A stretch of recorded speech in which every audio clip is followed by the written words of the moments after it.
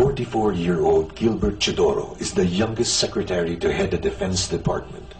He envisions the Philippines as a stable platform of investment, with strong institutions, peace and order, and an efficient delivery of basic goods. Defense Secretary Gilbert Teodoro Jr.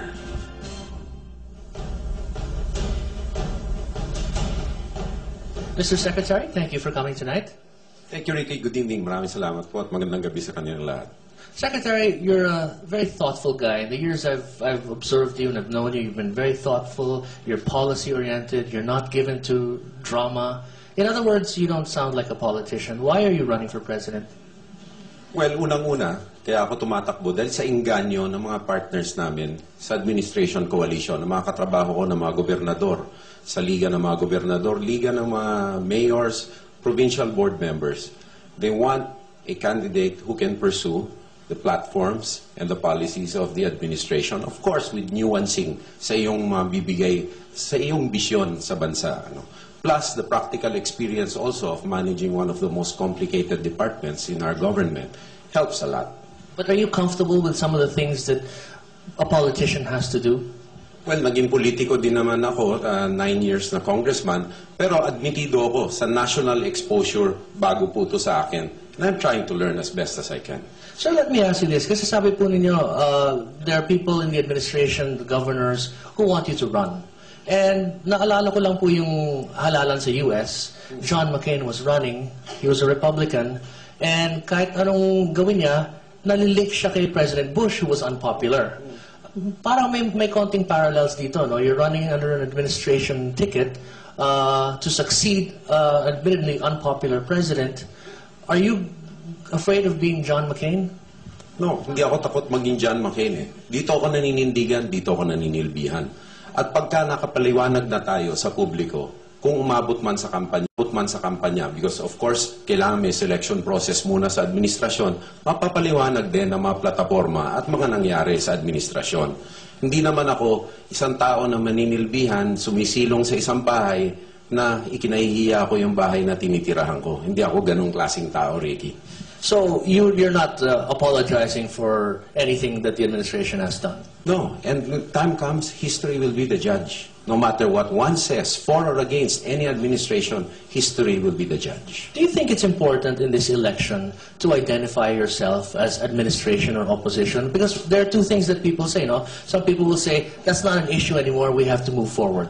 There are other people who say, you can't just forget about what happened. Something has to be done to determine whether there was guilt or innocence on the part of people in the government. What's your view? Is it important but to identify yourself, or do you feel that that's not really the issue anymore? Definitely, you have to move forward. But for practical purposes, right now, you will be relying on a political party or a coalition. And my side now, ang panig ko ngayon ay administration coalition.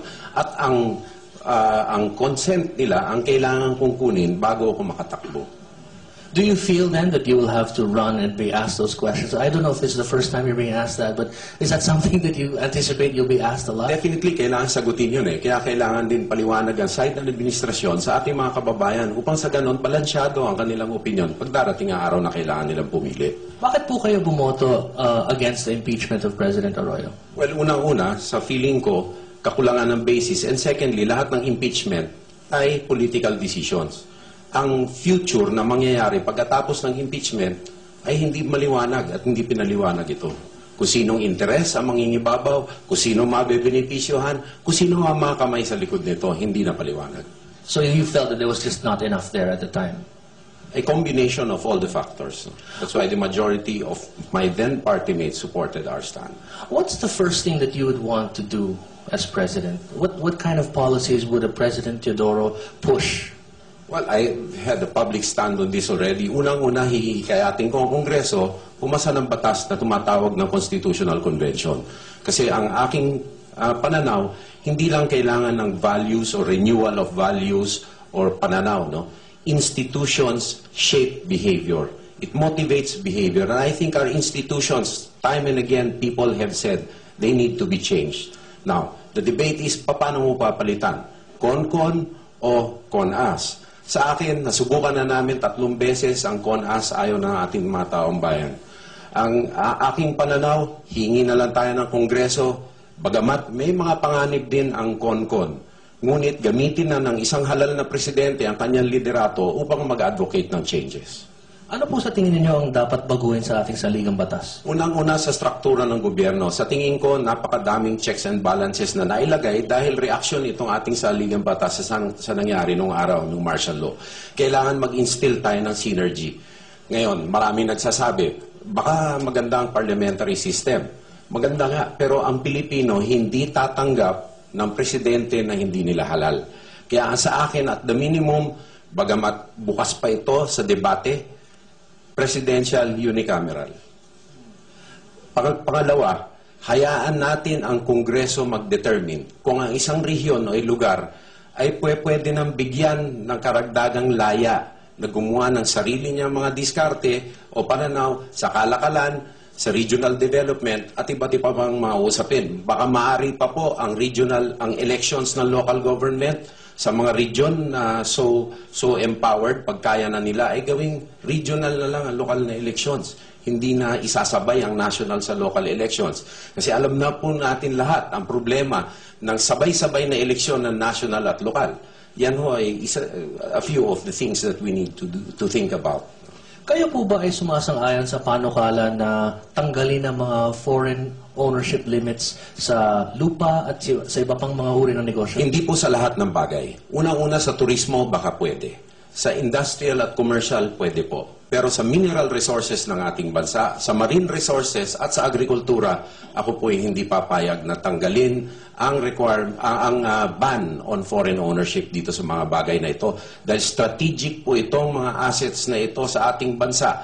At dito po nakasalalay ang kinabukasan ng ating mga kabataan. At kailangan ito'y proteksyonan para sa Pilipino lamang. Ano po ang criteria ninyo? Ito pwede, ito hindi. Ano yung pinaka-criteria para deciding kung ano yung... Criteria po ang use. Kung commercial and industrial, ako po hindi tutol. Pag residential, hindi rin ako tutol. Sa turismo, limited po. Kasi merong overlap po yan sa marine resources natin. What do you say to people na, well, you're a Coangco. You are one of the privileged people in this country. You belong to what they say is the elite. Marami nagsasabi na governance by the elite tends to benefit only the elite. Kaya niyo po bang gumawa ng mga polisiya at mga hakbang na might be actually contrary in the short run to what they call elite interests? I mean, will you be sort of a populist? Opo, dahil directly po, wala na po kaming business interest na pinoproteksyonan. Numero uno. Pangalawa, pag nandyan na ho kayo sa presidensiya, ang pinakamahalagang bagay ay makaiwang ka ng isang pangalan at isang legacy na, forgive the term Maron legacy, I mean it in the honorable way. Legacy na magandang pangalan na maiiwan mo sa bayan at na mamamana ng anak mo. Yan ho ay tinuro sa akin ng aking tatay na bagamat ay merong konting comfort sa buhay. For 32 years, public service lang pong ginawa na walang bahid ang kanya record. Ayoko po sirain yon. I don't know if this is a fair question to ask, but I suppose you'll be asked this. Your family, the Coangcos, have been on both sides of the political fence. Merong opposition, merong administration. Do you feel that people will tend to judge you based on your family name rather than on your own? Hindi maiiwasan yon na may koneksyon talaga ang apelyido sa isang tao at hindi mo mapapalitan ng iyong pangalan, apelyido eh. Pero kaya nagpapasalamat ho kami ng mga pagkakataon na katulad nito so we can explain our side and let people know who we really are. How much influence will your family have on the decisions you make in office? Public decisions so far in my term as Secretary of National Defense and in the future, kung may sense po at nasa batas at nasa lugar ang kanilang masuhestyon, sino ba naman tututol? Pero kung hindi ho nasa lugar, kaya naman po natin tutulan yan at napatunayan na po natin din yan. Who do you trust? Everybody who is running for this office will surround himself with people that they trust, people who can help them make decisions, who can help them analyze the situation.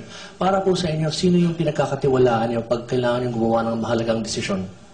Unang-una, kung may involvement mo sa personal, natural lang pamilya ko, ang aking may bahay, ang aking anak. Number one po yun, dahil sa hirap at ginhawa kasama ng isang tao ang kanyang may bahay at ang kanyang pamilya. Napaka-importante po na solidarity at stability ng pamilya, lalo-lalo na ngayon, na panahon na medyo mabilis ang pace ng buhay. Pangalawa, naturalmente ho, we belong to a political coalition. Natural ang mga kasamahan po natin sa political coalition ay kinukonsulta din. Pero the end, and I've said before that I don't have a role model, I don't have a guide. The end is my own personal judgment. All right. Secretary Gilbert Teodoro, many thanks, sir, for talking to us. Thank you, Ricky. Thank you, Secretary Teodoro.